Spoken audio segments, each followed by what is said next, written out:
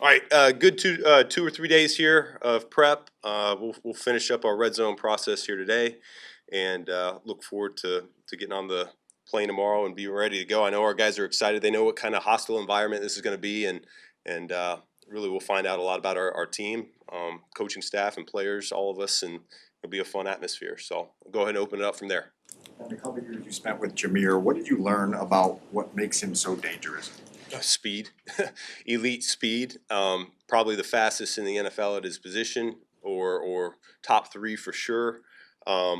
He's got a chip on his shoulder, so he's got that dog mentality at that position. For a guy that's not overly big, he is extremely physical. He's a willing blocker. I think there's a perception that he is just a outside the tackles or space player, yet he can run duo as well as anybody. And that's what's really dangerous about him. He's not afraid to hit it in between the tackles, and yet if you give him a little cavity to the outside, he'll bounce it and make it a big play. So we've got to do a great job knowing where he is. I think they've made an emphasis on trying to get him the ball in space, and we're going to have to play phenomenal defense in terms of being sound with our execution of the call, but also we have to be able to rally to the football. I think that's what stood out on that Green Bay tape, was how that defense just swarmed to the football every single play. What's his takeoff range, Coach? Like in terms of you take guys to the football, like how fast can you get 0 to 60 before you guys? Yeah, I think be right there? I think they have a couple players on that offense that are elite in this league, in terms of start, stop, acceleration. And so until you're out there for the first time, it's you got to see it on tape, but we've been talking about it all week. What do you have to worry about with Montgomery?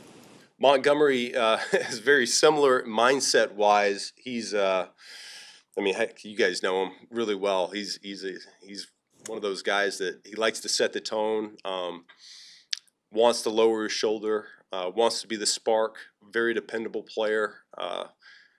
Really can't say enough good things. And so when you got two backs like that they're complementary of each other, they want each other to do well, it makes it really hard because there's always a threat on the field, regardless. And then they're dabbling around, having them both on the field at the same time, so which makes it even more challenging. So we're going to have to bottle these guys up as best as we can. We know this is going to be a very physical football game up front and with our perimeter players as well, and that's just how we like it. Yeah, towards the fourth quarter there, we just had some mental snafus with our run fits. I think that was probably more to go about it than anything else. Ben, you've had 2 game weeks now with Caleb, one with a long build-up, one with a condensed week. What have you learned about the way that he handles the process of these weeks and going about his business? I've been very happy with the process so far. He's very intentional with what he's doing. He's putting in the time. There are no shortcuts right now, and it's that balancing act for us as a staff. How much can we carry over from the previous plan, from training camp plays, where still having some designer plays that are in to attack that particular defense. And so we're finding that right level to where he can still play fast and confident football, but still give us enough in the arsenal for our guys to get the ball and do what they need to do. So I've been very happy with how he's been downloading the information, and I thought for the most part last week was really good for him. This week on a shorter week it's more challenging, particularly on the road on a silent cadence, and so there's more factors at play. Did you learn anything this week, just guys absorbing a tough loss and just, I don't know, maybe a little carryover weight from just the losing that's gone on before?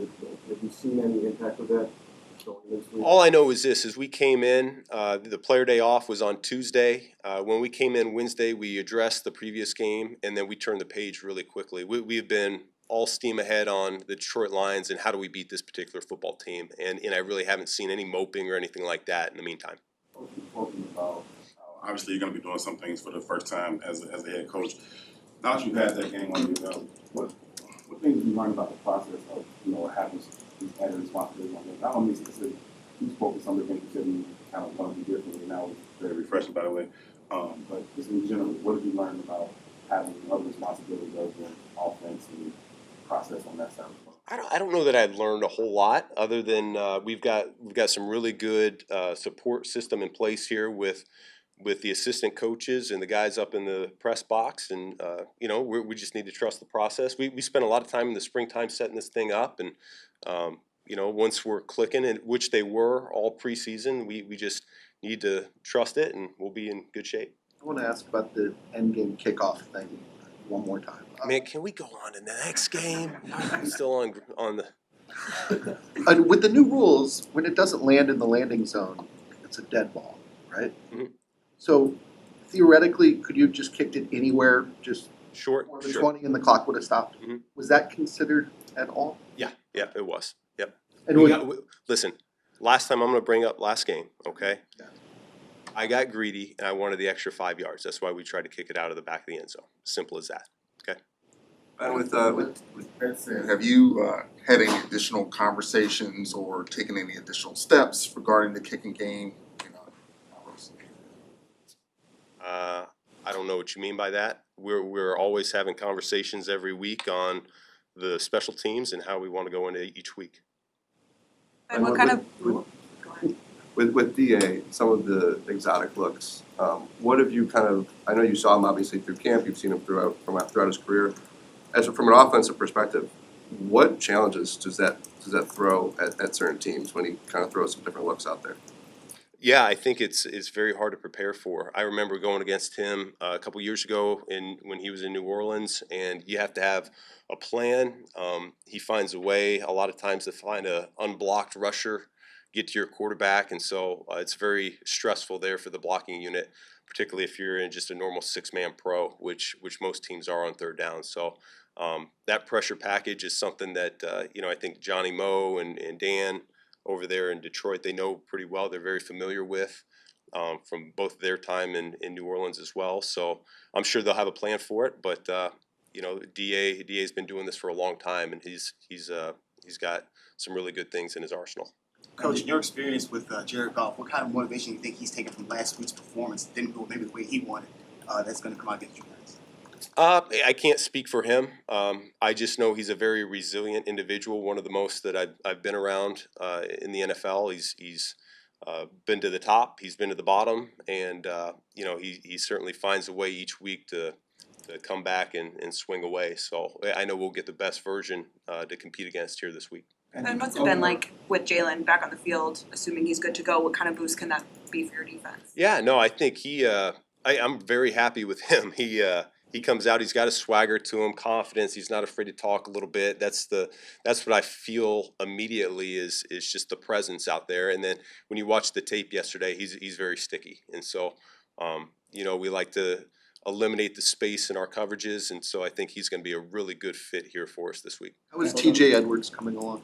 TJ Edwards is coming along just fine. And how does he look now compared to a week ago? Very good. That's not where your feet are, but any thoughts or conversations about 0-2, specifically a division 0-2? You're crazy right now. We're going to win this game. That's good. Thank you. Appreciate it.